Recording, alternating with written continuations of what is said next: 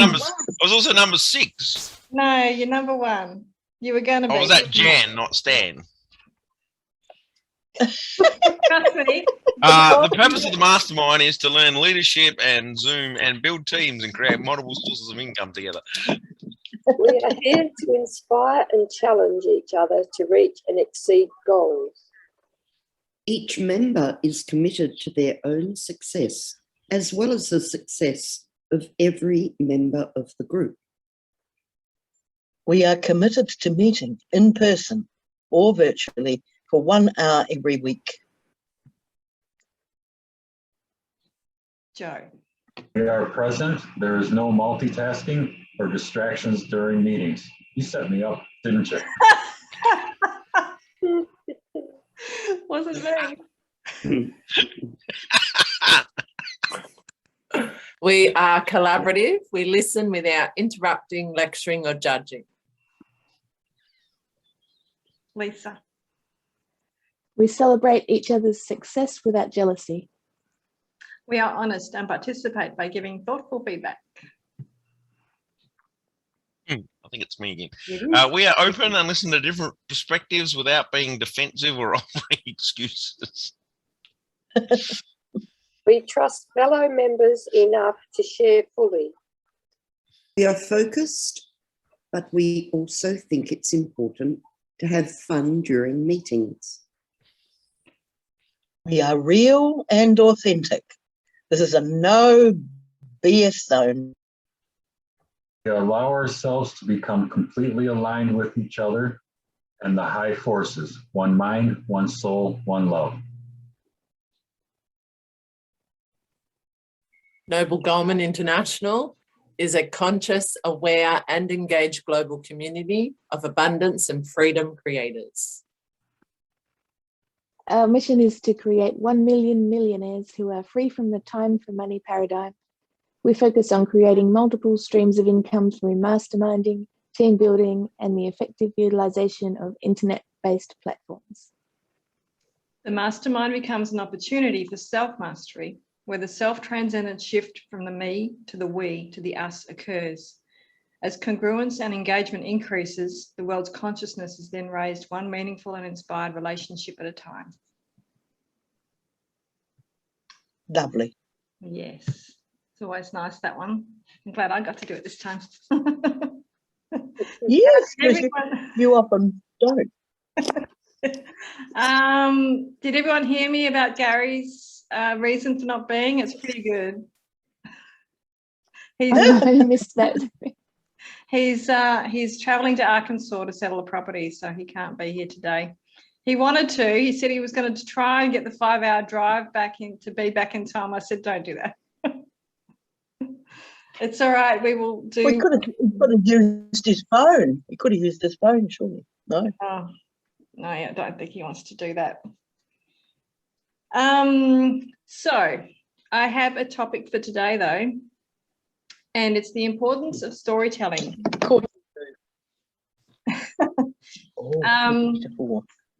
The Indigenous cultures know this. They've known this for their, millions of years that they've been going, that, their history and their stories become who they are, and they share their knowledge and wisdom through stories, and even religious texts do it, and the best presenters do it through using metaphors and stories. So the importance of our story and getting clear on it and healing from it is, I think, what moves us forward to do what we all want to do, which I think we can all agree is we're just here to be of service and to help people and help us all evolve and heal and grow. Would everyone agree with that? Yep. Cool. So when we tell our stories, hey, Tony. Good morning. Well, you were meant to be here today because I'm talking about storytelling.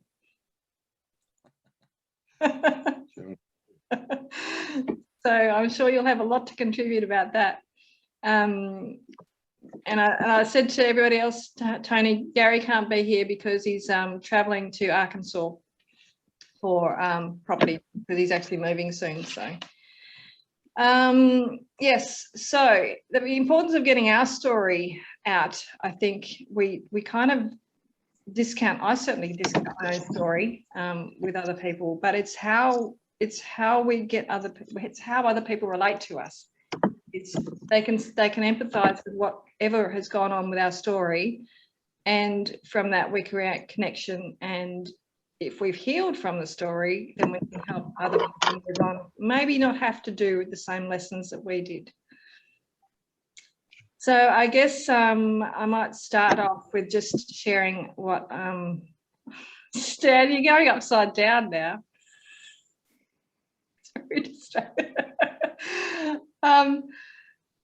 So I guess for my story, I actually did my blog for Your Desired Success a bit early this time around, because I just felt inspired to write it down, and it was a bit about my story and what I think I'm here to do, what I feel like I'm here to do, and the healing that I'm here for is all about health.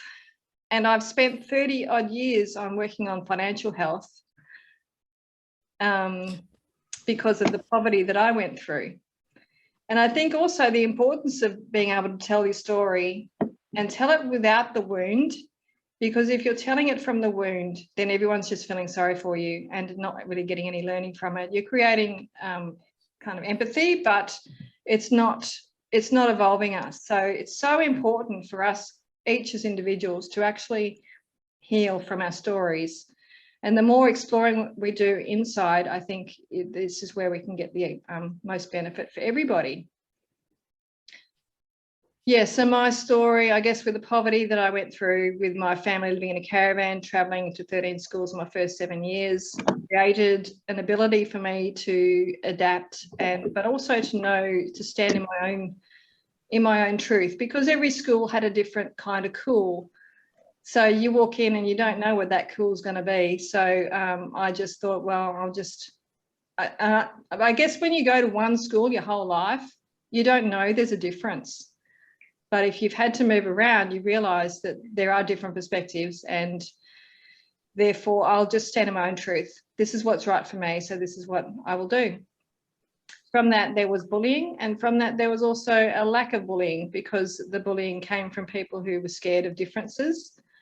But it also developed an ability, if I stayed there long enough, for people to just go, okay, well, we'll accept you as you are then, because you're not going to play our game. So does anybody else have any stories that they think that they've learnt from, that they are using to share with other people, or would like to use to share with other people?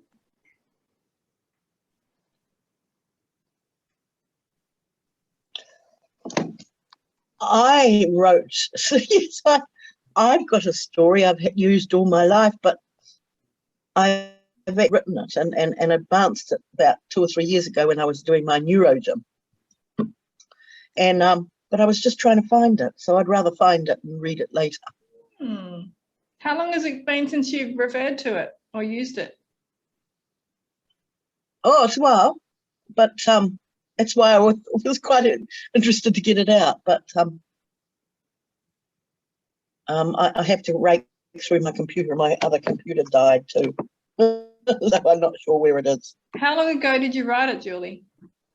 Oh, 3 years ago, 2 to 3 years ago, 3 years ago. So not that long ago. Yeah.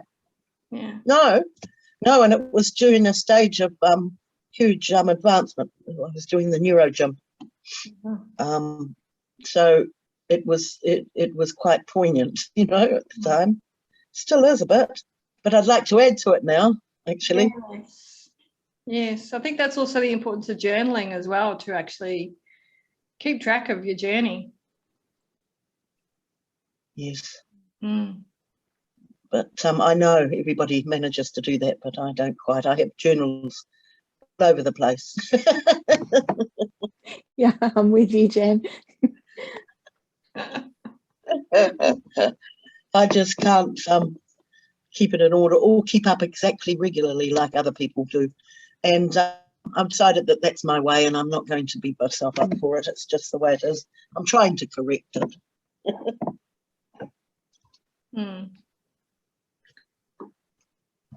Yes, Carly.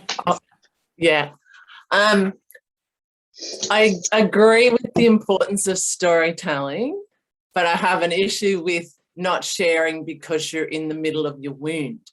Because how else do we start to awaken our wound without sharing? I was silent for many years because of bullying. My wound just sat there. I couldn't share it with anyone because no one actually gave a damn. So if I don't share my story, no matter where I'm at, how the heck am I gonna bring it out and start owning it, healing it, and feeling it? I understand what you're saying, Carly, and yes, I agree absolutely. You do need to share it with some people, and this is a really awesome place to do it. And I think this is why we're getting so much growth, is because, you know, setting the groundwork with the principals and the people that we're meeting through here is a safe place that we can share our stories and heal the wounds. And thank you for that, because it actually allows me to clarify. I mean, as a healer, when you're helping other people, then you know, if you're trying to heal someone else, but you've got your wound, it will come up, and you to be in a place where you can heal that for yourself in the whole process while you're helping them is incredibly powerful. But I guess, no, it's a valid point. You know, like it's like an inner child. Like, if you had a small child on the street that's just hurt themselves, would you let them deal with their own wound? Or would you go over and listen and then try and give some sort of support? Like, you wouldn't, even an adult has an emotional inner child, so you wouldn't just let that person sit in their suffering and not hear them. You know, so every story is important. It doesn't matter where you're at in the story, you are worth being heard and being seen and being received. That's where the healing starts. As soon as one person recognizes the other person and treats them like they're 100% important, like any child, no matter the age, that's when the healing starts. Yes, we get on stage, we're going to share our story from our empowered point of a semi-mastered pain point. And those people on stage, no matter who they are around the world, those famous ones, still have a pain point. It may look like they've mastered it, but they're on stage because they're finishing and completing and going through the final stages of mastering it. They haven't quite healed the wound, no matter what they look like. They're healing it in the moment of sharing it. That's the power of healing. That's the power of sharing. That's the power of us all listening. That's why it's so important. Well said, Carly. So, Jo, you've gone through a pretty incredible healing process as well in a phenomenal amount of time.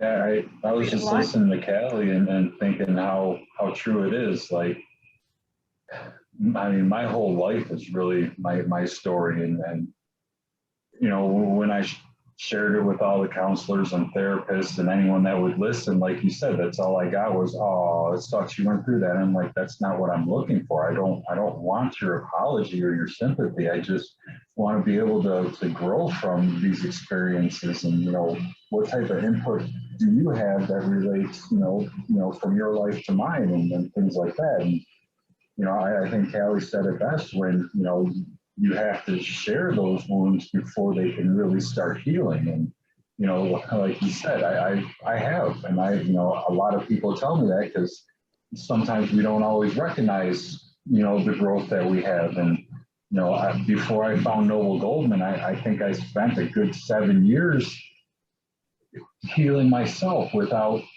guidance, without support, without help, just me, you know, walking that lonely path I always had walked. And, you know, once I got to the point where I didn't know what I could do no more, I didn't know how I could heal anymore, I didn't know who I could even reach to. And, you know, one day I met Vanessa, and, you know, that was the beginning of the rapid healing that I have been going through. And, you know, since meeting Vanessa, you know, I healed a lot of childhood stuff with her, and she introduced me to the Quantum Elite and Noble Goldman, and from there it's just it's been a whirlwind.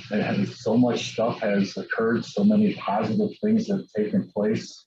And the greatest thing about it is you can, once you get over that hump, over that fear, you can share your story, and you don't get frowned upon. You don't get looked down upon. You don't get talked down upon.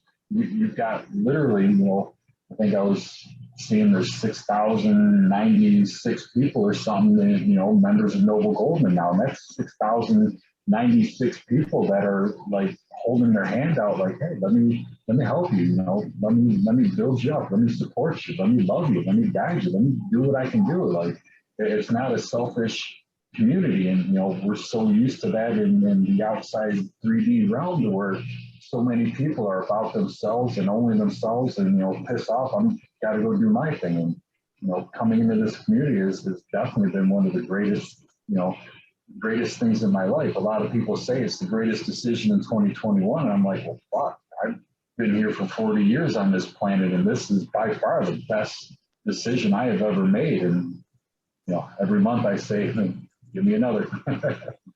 Thank you.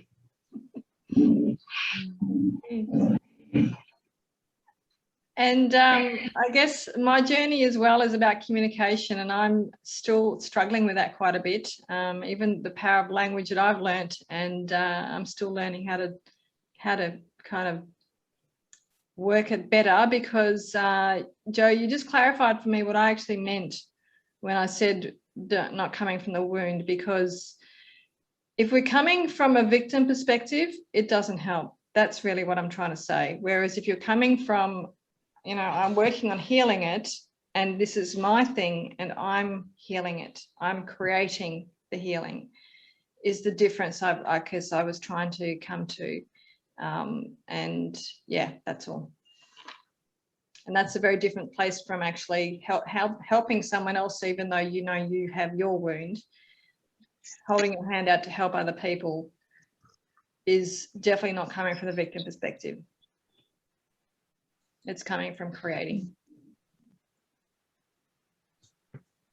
Yeah, exactly my point, Carly. It is a story. So we've all got our stories, and we can change how we feel about those stories. And that's the powerful thing, is actually, changing our stories. We see what happens. I'd like to reiterate. Can I? Am I on mute? No, go, Julie. Oh, no, I'm not. I was just going to say, I'd just like to reiterate the fact that, I think what Joe has also said is that, once you come on to this place here, I mean, I have belonged to other things that have been good too, but this is where we learn to listen.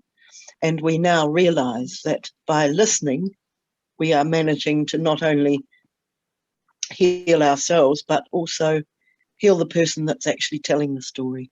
And mostly the first stories will be from a place from the wound, because that's what we carry. And what's so special about it is that once you've told it, once you've actually expressed it, and somebody's listened to it, and then you truly, including yourself, actually, that's what I found when I wrote this. I actually found it. I found the story, but yeah. So, and it was in stages, and it was in 2018, so it's a bit longer than I thought. But anyway, it's still relative, I think. Yeah, definitely. And it just reminds me, Julie, as well, that we all do have our stories, and when people pass as well, it's like their stories are gone. So we should all be writing our books. Well, all through my training, and including my NLP training, I kept having this metaphor in my head that I was on a train platform, and I'd rush to get to the train platform, and the train had left without me, and everyone else was on it. Everyone of any importance was on this train, and I had missed it. And I was alone on the platform and didn't know what to do, devastated. So that was my story. Missing out. I'm missing out again, And so that carried on for many years. So that was the story I wrote. I can read it if you want to, but it's probably take a bit long. We'll see if we'll just see if other people want to share as well. I want to make sure everyone gets heard. So, but definitely would like to have a read of that at some stage, Julie. That's cool. And so you don't feel like you're missing out anymore, do you? No, No. no. And you know, all this the story needs a new chapter too, you know, because it's 3 years old, so there's a lot happened since then. That'll be awesome. Tony's already written one book, haven't you? Or how many have you written? Yeah.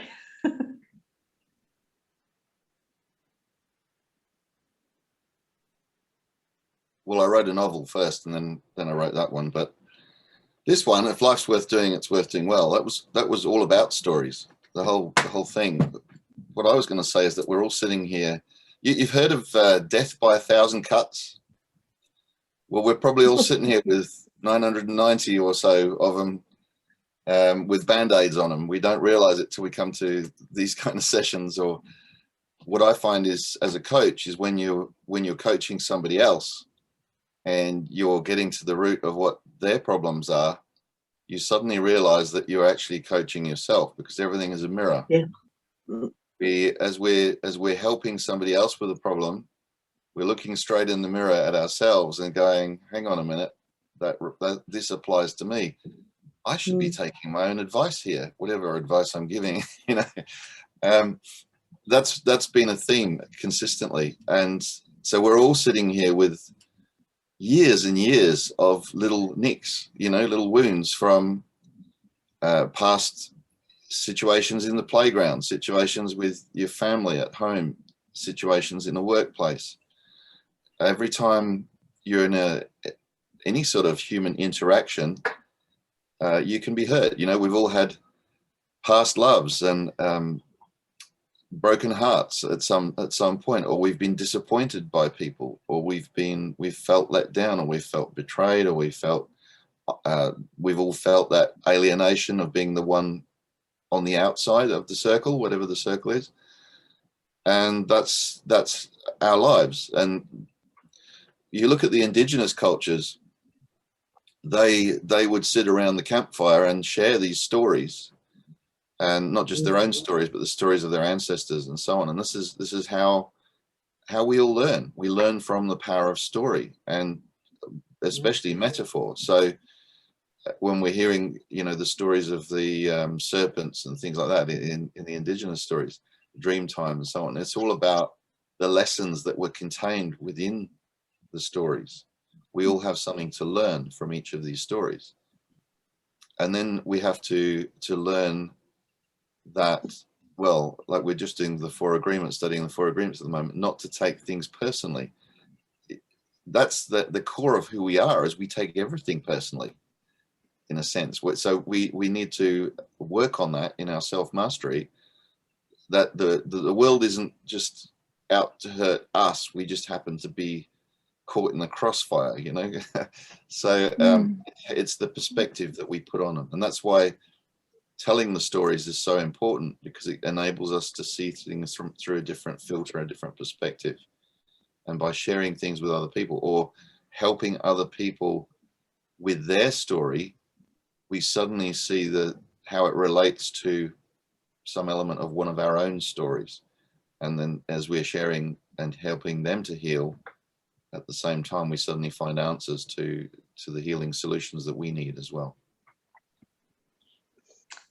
Thanks, Tony. Yeah, and that actually, reminds me as well, like I'm saying to Julie, it's the importance of writing your own book, but this is probably more important, just being able to share it with people, and you get a clearer perspective of your own story by sharing it. And by sharing it, other people learn as well. So, you know, sitting by the campfire, this is what we're doing. This is what we're doing. Because our society has forgotten how to do that, you know, unless we go away on camping trips or something. We don't tend, we tend to sit in front of Netflix or, you know, something else, but we're not doing that. Sharing, we seem to have lost a certain amount of that, and this is why it has such a restorative power to get people back into that way of doing it.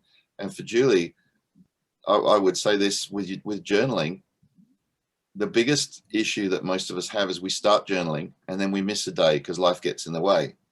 And then we miss a second day and that becomes the new habit of not journaling.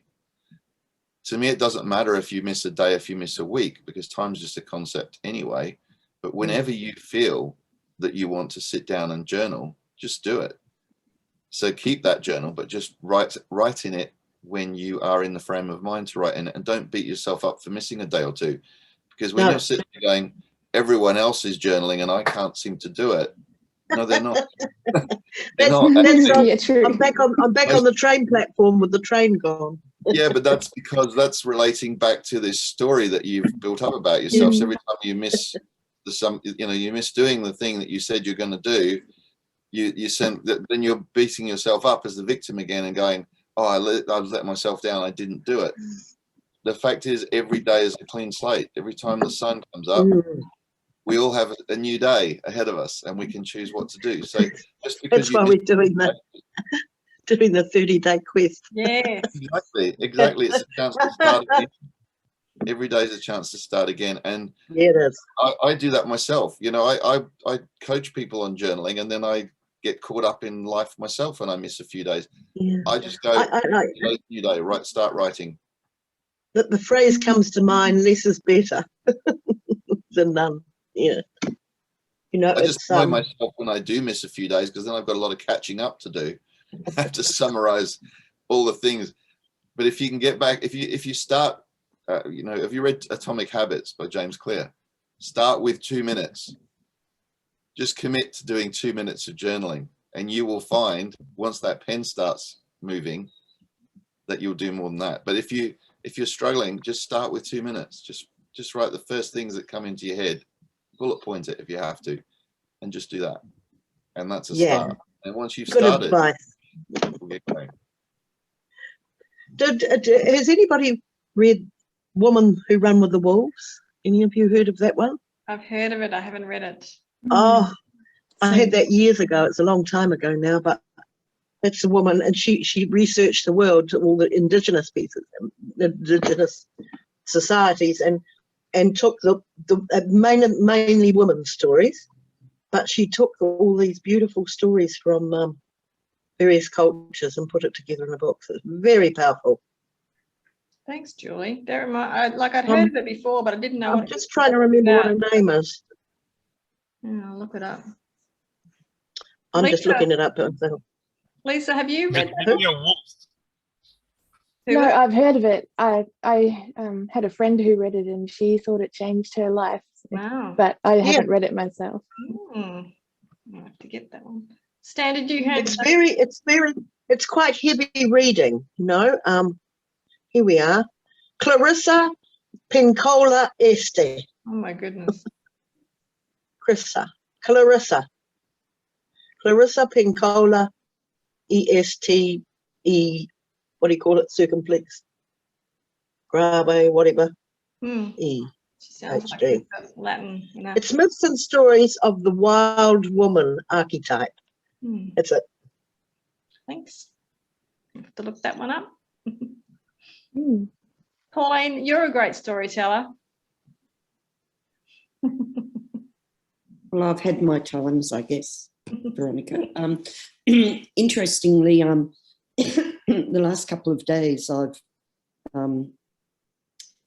been trying to put together my 1 minute talk for a BNI that I've been invited to tomorrow. And,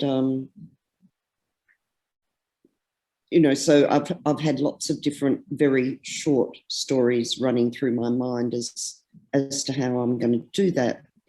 And it still hasn't come together yet, but, I think of the fact that from having had some tragic childhood experiences and having my mum die early in my life, I lived and told the same story for, I don't know how many years really, I guess near to 60 years,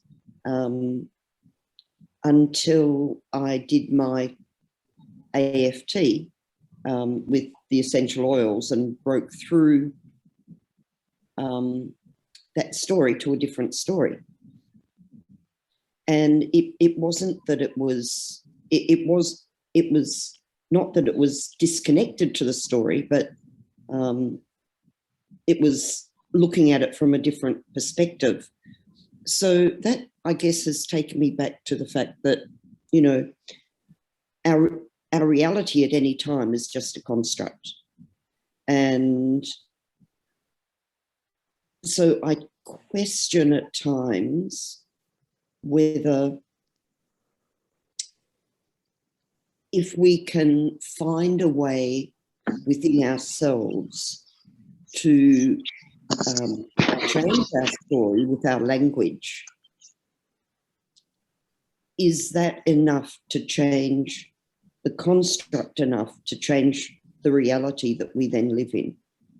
And I don't have an answer for that. I'm putting it out there, I guess. Well, Jo, would you like to just remember that memory resolution technique we did? Yeah, did that change the story? You know, I have not had an issue with that situation since. How long has it been now? Like a month and a half since we did that? So yeah, beautiful journey. That's how easy it is to change how we feel about our stories. Yep. That's why Lisa and I are here, at least with what we've done with Gary. So yeah, and we're sharing that with people too. So it is that easy to change the pictures, sounds, and feelings about a memory, and all of a sudden the whole emotional charge behind it can change. The thing is, but it's not simple. I guess in a sense you have to decide if you're ready to let it go. Yes, that's the big thing. And that's where the challenge is for people, I think. Yes. Yes. So as coaches, well, this is what Lisa and I have learned at least, is that, you know, you can only help people to the degree that they actually want to make a change, that they actually commit themselves to make that change. Because often I think that people, if they lose their story, they lose themselves. Oh, it's not about losing the story. No, definitely not losing the story, but just changing the charge around it so that you can heal from it and help others. Oh yeah, I know, but I think some people cling to those stories. That's the problem, I think, with Alzheimer's as well, is that people they lose who they are. Yep, because they've lost their memory, they lose their story. Well, you know, yeah. Maybe it's a difficult one, because I've actually got really direct experience with that where I am at the moment, and it's very interesting because yes, it does accompany a lot of just staying in the past, and I think it's fear of moving forward, you know, the fear of moving forward and changing the story, because unresolved insecurities, I guess. I don't know. I know people of all ages who don't want to change their story and don't think they can. Yeah. That's one of my best friends and most philosophical, beautiful person that I knew ended up with serious, you know, Alzheimer's, and I couldn't believe it, you know. I couldn't believe that because she was not, you know, at all one to stick to anything. So yeah, it's interesting. It's complex, isn't it? With Alzheimer's and things.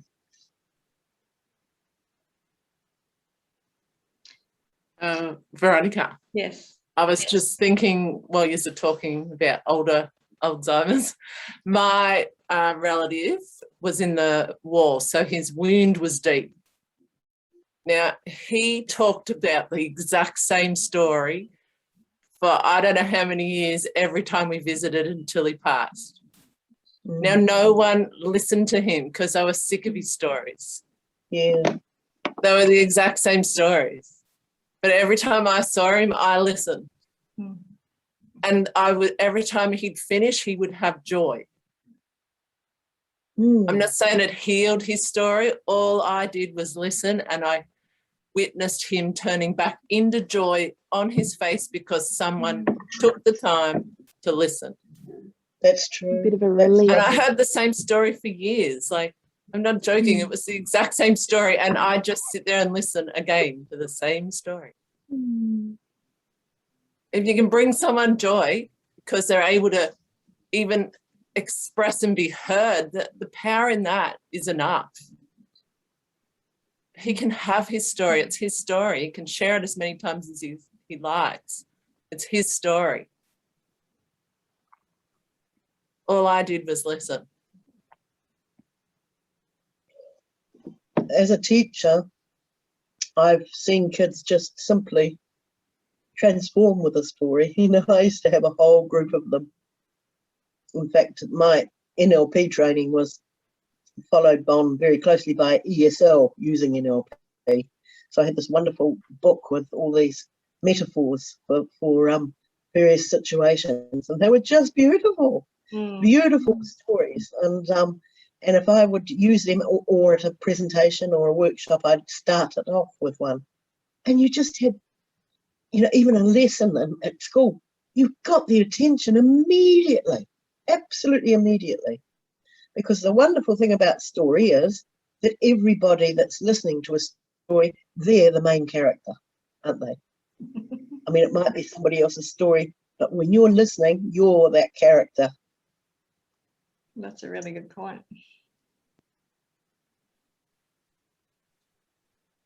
Yes, the power of story, and it comes back to, for me, doing Gary's presentation skills course several times. The first one I did, I was left in tears in the corner because I was just so freaked out by actually getting up and talking, believe it or not. And he uses the power of story through the whole workshop. So it'll go for 3 days and he'll have a story that he will refer back to and tell you bits of it all the way along through the course until it resolves at the end with some beautiful ending. And that's just a lovely skill to have. And I think the best coaches and presenters have that. So it's very important. This is kind of where I was coming from, because I watched I'm Not Your Guru on the weekend, Tony Robbins, speaking of, has anyone seen that? It's on Netflix at the moment. No. Yeah. Been meaning to watch it. Yeah, no, it's really good. And you get a really good insight as to what's actually going on. And I actually looked up the disease that he has, because he's so big and he grew so quickly as a teenager. And he's got a pituitary tumor, so he's actually got this growth thing that's happening all the time for him. So, and they reckon that's why he's got so much energy and he can do this kind of thing all the time. So turning your disease into a superpower, how's that? Yeah. Turning your story into a superpower. Now, my NLP training was very much story orientated. Yeah, very and lovely. You know, it was so poignant. And Better than a whole lot of acts. We think of this as a new skill because we've got all these new names for things like NLP, but you know, how ancient is the art of storytelling? No. Well, especially in Maori culture, because they had nothing written. Yeah. It was all story, and I think Aboriginal too, isn't it, really? Yeah, and the Native Americans as well. Dream time and yeah, so actually their ancestors don't die because they remain in the stories. So the story continues. There is no end. Jan, you've been really quiet. You got anything you'd like to, any aha moments from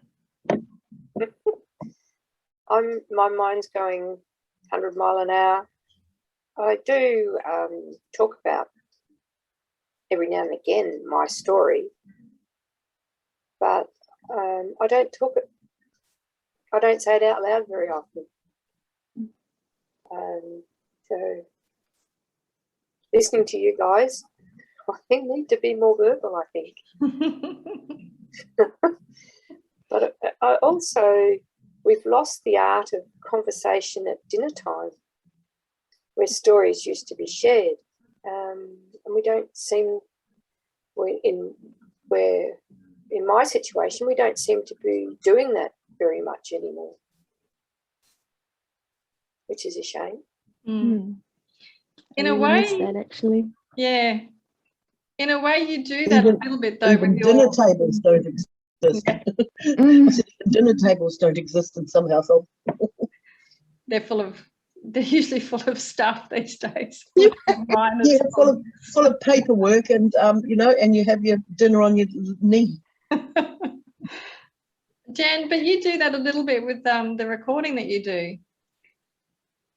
Yes, I'm listening to other people's stories and getting them to talk. I have tried to do that to myself, record my own story. It hasn't gone very far. But listening to you guys, I need to do it. Just turn it on and just go for it. Just talk to myself. Yeah. Would you like to do it, Jan? Would you really like to do it? Yes. I've had a lot of stops and starts, not actually recording my voice, but writing. I usually write with the computer, which probably is not a real good idea. I should be writing with the hand, which is more expressive. Well, I think both's okay. Yeah. I need to write on the computer. I need to type because my writing's so bad and I can't keep up with my thoughts. So if I actually type faster than I write. So yeah. But if I've got something like the burning desire thing, I have actually written that out slowly and carefully and slowed my thoughts down to actually get it all down. So the burning desire is chapter 1 of the book that we're studying in our 30-day course and is in most of Noble Goldman. That's always this going on, the Think and Grow Rich, but we're doing the Think and Grow Rich for women. So the modern uptake and modern language and the female perspective. Have you started reading that, Julie? Yeah, I've got the first page open. That's a start. I'm overwhelmed with my first day 1 stuff, and I've been not well, so you know. Yeah. You're sounding a lot better, actually. You're feeling better? Yeah, I'm feeling good. Yeah, I am. Yeah. So I'm praising that, and I'm doing an awful lot of self-love. So that's happening in between it all. Nice.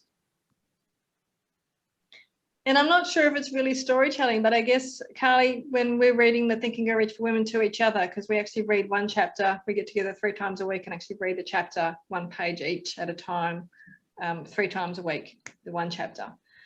And there is some aha moments coming up from that, and our own stories come up from reading that. So it's pretty powerful, isn't it? Oh, I love reading out loud. Yeah, I think it's really, I even do it on my own. Yeah, I found it powerful because like when we've read it for a few days and then we meet, then we read it, and then the next time we meet, like by the 2nd time of reading, any wound in any part of any paragraph will unfold, and we know it. That's what I love about it, like we're fully aware. And then we both go, and discuss, and then we keep moving on. And by the time we've read the last day of the week, it's no longer sitting in any emotion of any kind, and we've just... Is that just you and Veronica doing that with the 2 of you? Yeah, yeah, just reading a page each to her, yeah. That's a very good idea. Yeah, so there's power in it because you're listening to each other 1 page at a time. We're doing it, and so you're hearing each other, but when we swap over, we're reading the opposite page the next time, and so we're hearing each other, but it brings awareness because you're hearing yourself as well, and then you get an understanding of what it is. Absolutely. Even in those chapters, and and different interpretation of your reading compared to your partner's. Yeah. So you're hearing your partner read it and you're getting that interpretation, it's hitting you differently. Then you hear yourself read it, basically, because you're embodying it. And then you hear your partner reread it, and by then it's already made a difference. Yeah, Like shifted. that's a very good idea, girls. Mm. Well, you could probably Coralie and I should do that, I think. definitely, yeah. I think maybe we should put that in our little messenger group too, Carly, for all the participants for the 30-day quest. Cool. Anyone else? Stan, have you said anything? No, but I mean, I just finished my 6-week course, and we did lots of rewriting of our stories, sort of stuff. So figuring out, being aware of our limiting beliefs and our self-talk, and then rewriting it. And we used the timeline therapy stuff to go back and see what stories you got. So one of the big ones that happened when I did it was I kind of went back in my past, and the actual story was I was playing football. I was about 12 or 13, and I tried to kick a long goal, and it came off the side of my boot, sort of thing. And then I kind of made that mean I'm not, because it was the meaning around it that happened. So I kind of made it mean I'm not really good at kicking long shots. And then after a while, I just started dropping the long shots, and it was I'm not good enough. And then, of course, you carry that through. So you do timeline therapy and go back and find the lessons, and then release the emotion, and then change the whole story that happens. So you're like, and then because that ripples forward to the rest of the things, and every time you come up against something, you follow the same pattern again.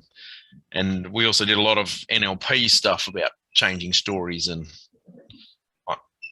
pretty much most of NLP is changing stories in some shape, way, or form. I can't believe that's been 6 weeks already. No, we finish, and then we start again. Right, anyone else have any thoughts? We've got 7 minutes left.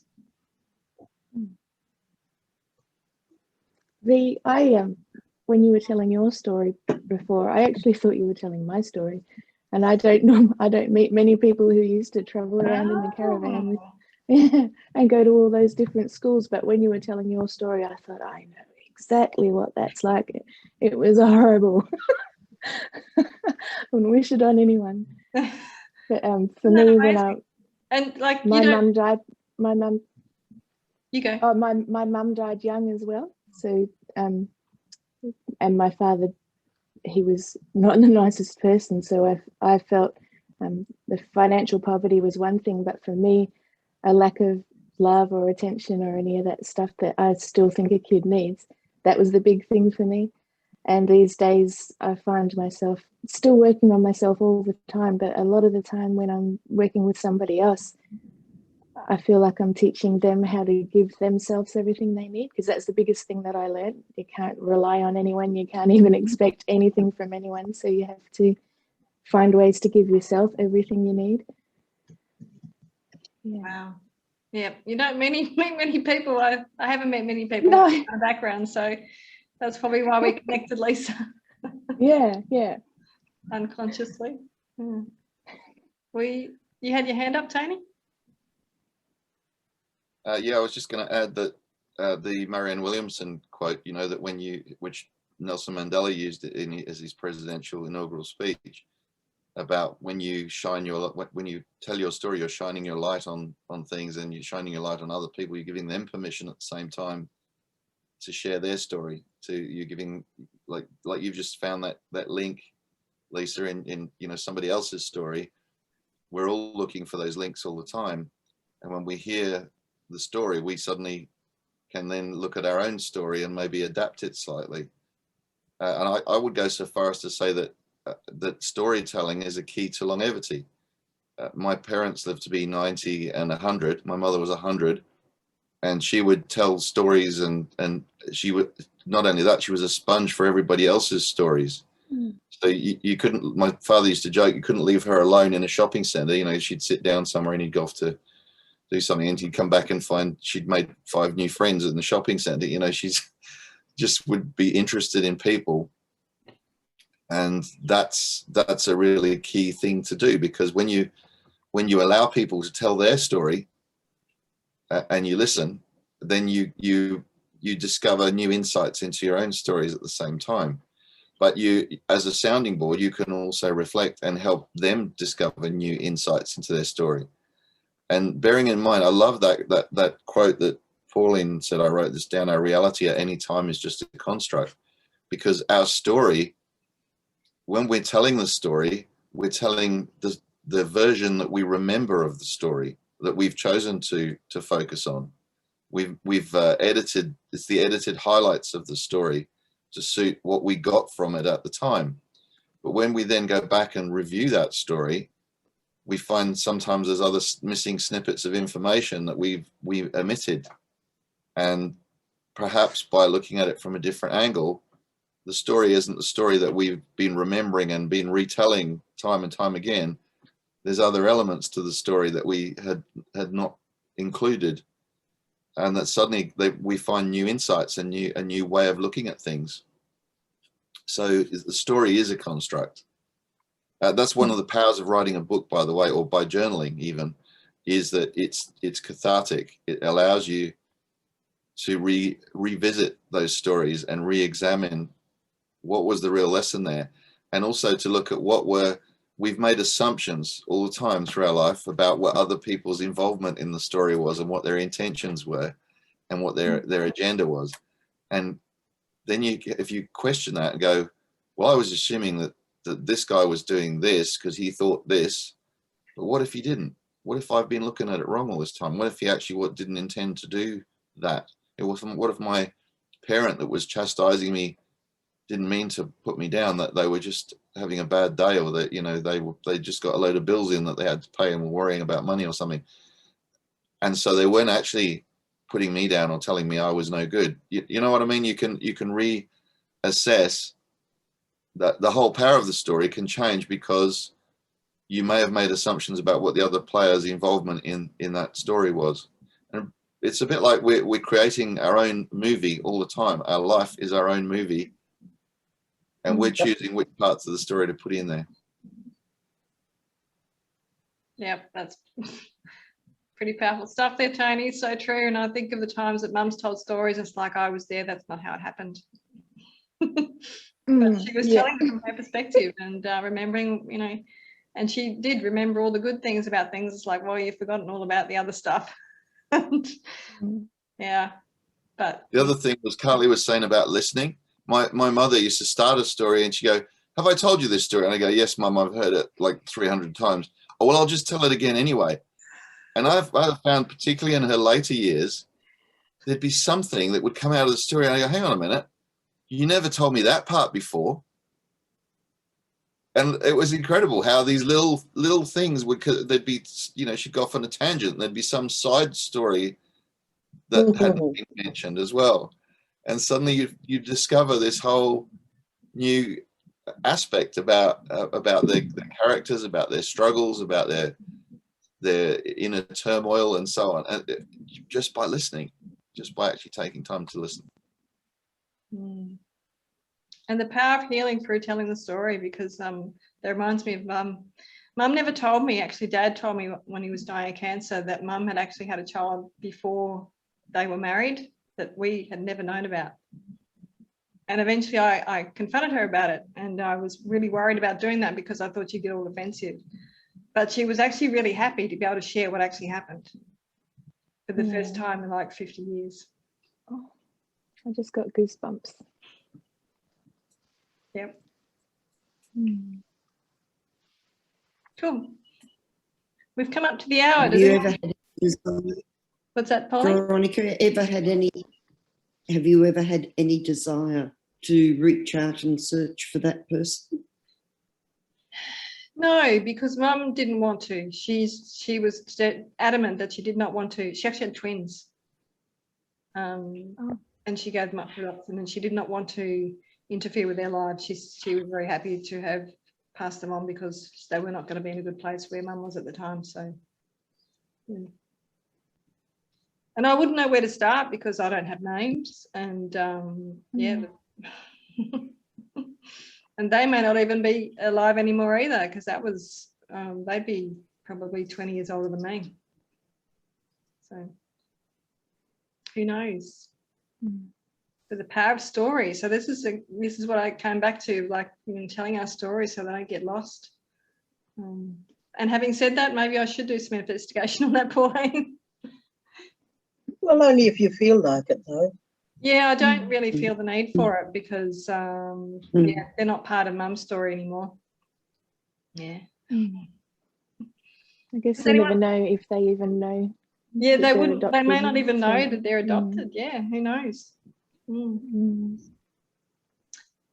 We've come up to the hour, so does anyone have one last little word or sentence they'd like to share with the group? Jan. Jan. Carly, you go. I was just going to say, enjoy your story.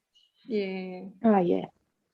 Enjoy everyone's story. Like, imagine showing up in the center of your chest, in your happy place, and really listening from there. And so that you really receive the story, hear the story, become the story if it's something that you fully awaken in you about it, like the joy of the story. Enjoy it. Thanks, Carly. Perhaps we could all come back next week with a story.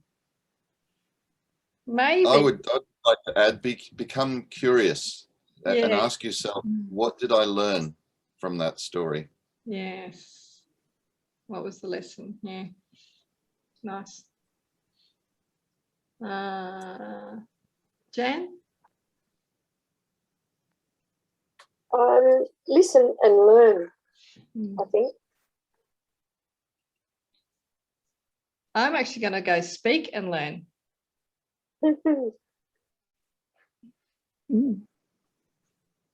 Julie? Do you have a last little word or a phrase? Julie? Yeah, I'm thinking. Can't see you on the screen. Oh, sorry. It's because my computer's in front of it. Open-hearted listening. Lisa? Oh, I like open-hearted listening. And I think there's something healing in that connection that you have when you're listening to someone as well, or when someone's listening to you and you feel like they're listening. It's that connection is a bit healing as well. Yeah, that's true. Pauline? I think I'd like to build on Carly's message and just say that, we've got 2 ears and 1 mouth, and we should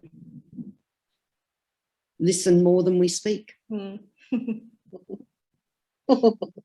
True. Stan? Take the cotton wool out of your ears and put it in your mouth. There.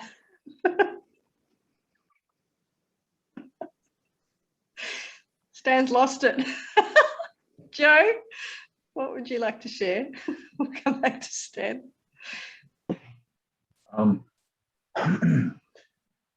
life lived is lessons learned. Listen and share these things and allow the growth to take place. Nice. Can you read that again, please, Joe? Sure. A life lived is lessons learned. Listen and share these things and allow the growth to take place. Nice. Lovely. Yeah. That's because all y'all were sharing, and that's just what come up into the noggin. Stan.